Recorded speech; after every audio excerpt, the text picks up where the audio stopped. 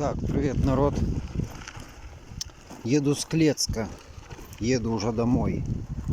Вот, видно вам там или нет 3 палочки. Ну, Клецк только и назад где-то, ну, до 10 где-то километров.